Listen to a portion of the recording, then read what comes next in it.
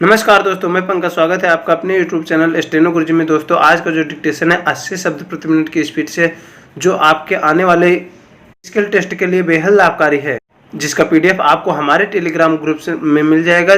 Telegram का link नीचे description में दिया गया है। आप अगर लिंक से नहीं जुड़ पा रहे हैं तो गूगल प्ले स्टोर से डाउनलोड करके उसमें स्टेनो गुरुजी सर्च करेंगे तो आप हमारे टेलीग्राम ग्रुप से जुड़ जाएंगे। और अगर अभी तक आपने हमारे चैनल को सब्सक्राइब नहीं किया है तो चैनल को सब्सक्राइब करें और बेल आइकन को प्रेस करें ताकि हमारी आने वाली वीडियो की नोटिफिकेशन आप तक सबसे पहले पहुंचे। स्टेनो से संबंधित कोई भी जानकारी या सुझाव के लिए आप हमें मेल कर सकते हैं। हमारी मेल ID है studyforstenographer@gmail.com। तो ज़्यादा देरी न करते हुए चलिए शुरू करते हैं। प्रधानमंत्री की अध्यक्षता में कार्यकारिणी समिति ने प्रभावी नेतृत्व देकर जयंती समारोहों तथा अभियानों को सफल बनाया है। मुझे विशेष प्रसन्नता इस बात की है कि प्रधानमंत्री ने राष्ट्रपिता महात्मा गांधी की स्वच्छता में आस्था को एक जन आंदोलन बना दिया। इसी जन भागीदारी के बल पर देश को स्वच्छ रखने का गांधी जी का सपना 5 वर्ष से भी कम समय में साकार हो रहा है। देश को खुले में शौच से मुक्त करने की दिशा में प्राप्त की गई सफलता एक बहुत बड़ी सामूहिक उपलब्धि है। इस संदर्भ में कुछ और महत्वपूर्ण कदम भी उठाए गए हैं। पिछले कुछ महीनों के दौरान पर्यावरण पर सिंगल यूज प्लास्टिक के दुष्प्रभाव के बारे में जागरूकता बढ़ी है।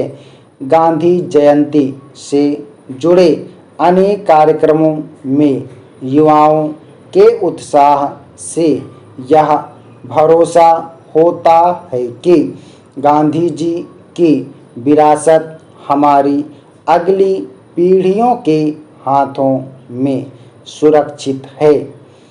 देवियों और सज्जनों, बीते 2 अक्टूबर को कृतज्ञ राष्ट्र ने गांधी जी को सादर श्रद्धा सुमन अर्पित किए।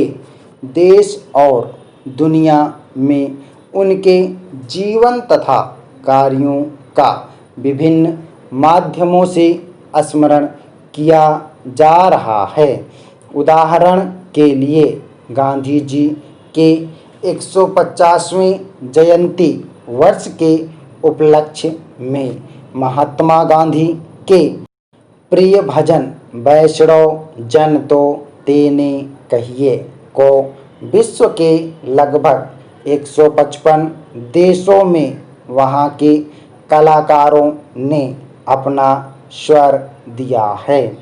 गांधी जयंती समारोहों और गतिविधियों के संदर्भ में संस्कृति मंत्रालय और अन्य संबद्ध मंत्रालयों के योगदान की मैं सराहना करता हूँ।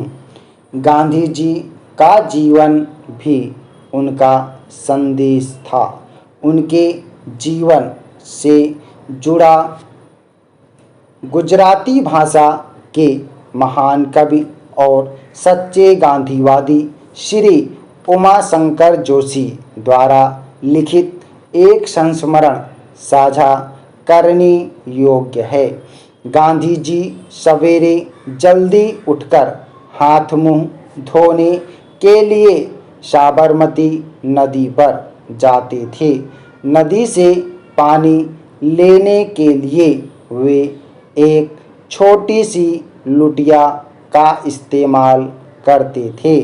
एक बार उनके एक सहयोगी ने गांधी जी से पूछा, आप इतनी किफ़ायती क्यों करते हैं जबकि नदी में भरपूर पानी है?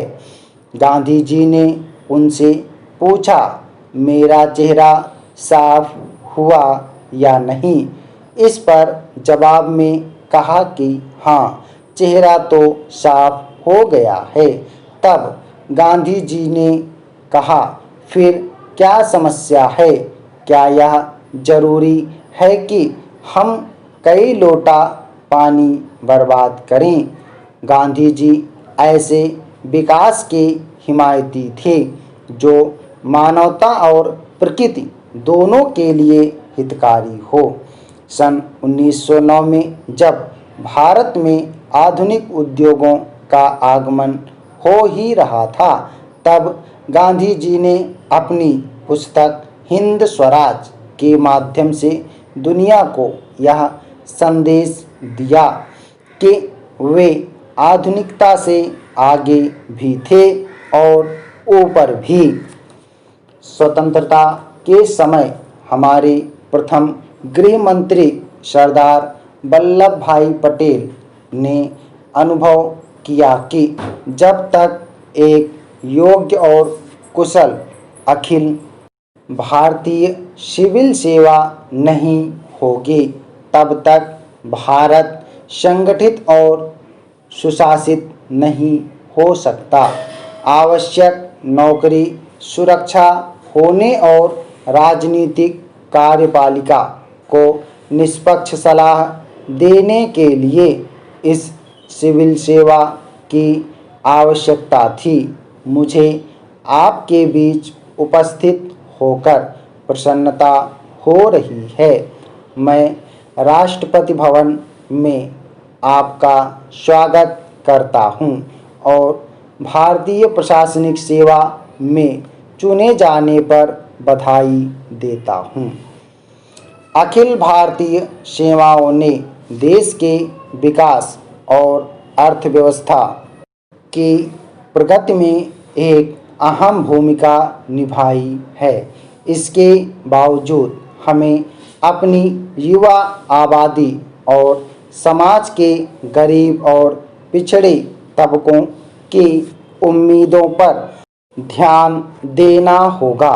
हमारी शासन प्रणालियों और नौकरशाही व्यवस्था की गुणवत्ता के बारे में अक्सर किए जाने वाले जायज़ प्रश्नों को हम अनदेखा नहीं कर सकते। कई बार ये धारणाएं वास्तविकता से उलट हो सकती हैं, परंतु इन धारणाओं का होना जरूरी है। एक धारणा यह भी है कि कुछ अधिकारी बाद में किसी न किसी राजनीतिक व्यवस्था या व्यक्ति से जुड़ जाते हैं। आपको इससे बचना होगा। आपके सामने सबसे बड़ी चुनौती भारत के लोगों को जिनकी सेवा करने का दायित्व आपको सौंपा गया है, यह भरोसा दिलाना है कि सिविल सेवक निष्पक्ष, ईमानदार, कुशल और योग्य होते हैं।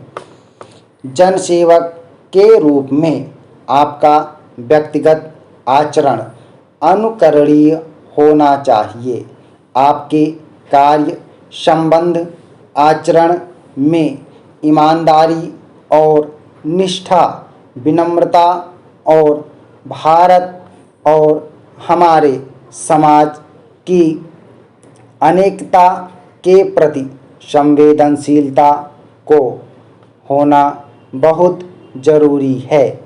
आपको अपने आप से यह प्रश्न पूछना चाहिए कि आप वास्तव में किसके लिए कार्य करते हैं। इसका सीधा सा उत्तर होगा कि आप भारत के लोगों के लिए कार्य करते हैं, परंतु ऐसे लोग भी हैं जिन्हें सरकार की ज़रूरत है और दूसरों से ज़्यादा आपके सहयोग और सेवा की ज़रूरत है। ये हमारे वे देशवासी हैं जो आर्थिक रूप से कमज़ोर, सामाजिक रूप से पिछड़े हुए और राजनीतिक रूप से शक्तिहीन हैं और उनमें महिलाएं भी शामिल हैं, जिनके साथ महिला होने के कारण भेदभावपूर्ण बर्ताव किया जाता है। आपको इन वर्गों की ओर विशेष ध्यान देना होगा। यहाँ गांधी जी के इस सूत्र को ध्यान में रखना उपयोगी होगा जब भी शंका हो। ऐसे सबसे गरीब और सबसे कमज़ोर व्यक्ति का चेहरा याद करें जिसे आपने देखा हो और खुद से ये सवाल करें कि आप जिस कदम को उठाने का विचार कर रहे हैं उससे उसे कितना फ़ायदा होगा। स्टॉप। ओके दोस्तों, आप लोग इसको प्रैक्टिस करिएगा। 80 शब्द प्रति मिनट की स्पीड से है। उम्मीद करता हूं दोस्तों वीडियो आपको पसंद आया होगा, तो चैनल को सब्सक्राइब करके वीडियो को लाइक कर दीजिएगा। और अगर इसका PDF आपको चाहिए तो वीडियो के डिस्क्रिप्शन में लिंक दिया गया है, वहां से डाउनलोड कर सकते हैं। डेली डिक्टेशन के लिए आप चाहें तो हमारे चैनल का मेंबरशिप ले सकते हैं। यदि आपको मेंबरशिप ज्वाइन करने में कोई प्रॉब्लम आ रही है तो आप दिए गए नंबर पर व्हाट्सएप या ईमेल कर सकते हैं। हमारी मेल ID है studyforstenographer@gmail.com। तो आज के लिए बस इतना ही रखते हैं। मिलते हैं नेक्स्ट वीडियो में नई जानकारी के साथ। तब तक के लिए बाय। Thanks for watching. जय हिंद, जय भारत।